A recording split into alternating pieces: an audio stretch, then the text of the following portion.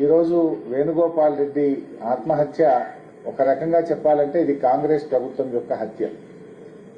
వాళ్ళ వైఫ్ చెప్తా ఉంది పాపం, ఎక్కడ ఏ బ్యాంకుకు వెళ్లి అప్పు పెట్టినా నువ్వు బిల్డరు నీకు అప్పు ఇవ్వమన్నారట.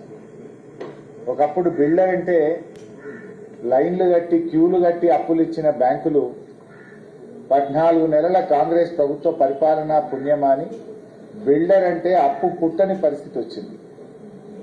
భార్య పేరు మీద లోన్ ట్రై చేశారట పాపం. కో అప్లికెంట్ గా భర్త పేరుంటే నీ భర్త బిల్డరు నీకు లోన్ ఇయ్యము అన్నారట.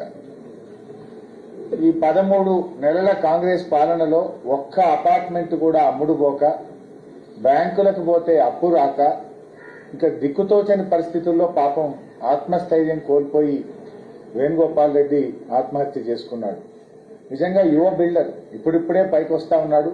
39 సంవత్సరాల వయసు. పాపం 5 సంవత్సరాల చిన్న పాప, పసిపాప ఉంది ఆయనకు. ఆ అమ్మాయి రాత్రంతా నాన్న నాన్న అని నిద్రలో ఏడుస్తూ ఉంది అని ఆ తల్లి రోధిస్తా ఉంటే హృదయం ద్రవించిపోతా ఉంది. ఇప్పటికైనా రేవంత్ రెడ్డి కళ్ళు తెరవాలి. నిజంగా వాళ్ళ కుటుంబ సభ్యులు మాట్లాడుతూ ఒక గొప్ప మాట అన్నారు. మా వాడి ప్రాణం పోయింది, ఇంకా మిగతా ప్రాణాలు పోకముందైనా ఇప్పటికైనా రేవంత్ రెడ్డి కళ్ళు తెరిచి మరిన్ని పోకుండా చూడండి అని ఆ కుటుంబ సభ్యులు మాట్లాడుతూ ఉన్నారు. ఇవాళ రాష్ట్రంలో ఏమైపోయిందంటే 14 నెలల కాంగ్రెస్ పాలనలో రైతుల ఆత్మహత్యలు, చేనేత కార్మికుల ఆత్మహత్యలు, ఆటో డ్రైవర్ల ఆత్మహత్యలు, చివరికి బిల్డర్లు కూడా ఆత్మహత్యలు చేసుకునే పరిస్థితి వచ్చింది.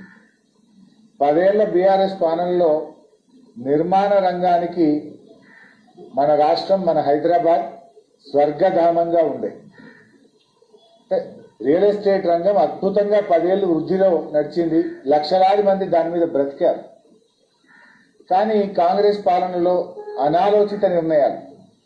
ఒకసారి ఎప్పుడో ప్రెస్ మీట్ లో మాట్లాడుతూ ఉంటే రేవంత్ రెడ్డి గారు, నేను రియల్ ఎస్టేట్ నుంచి వచ్చినా నాకే రియల్ ఎస్టేట్ గురించి చెప్తావా అని ఉల్టా దబాయించాడు.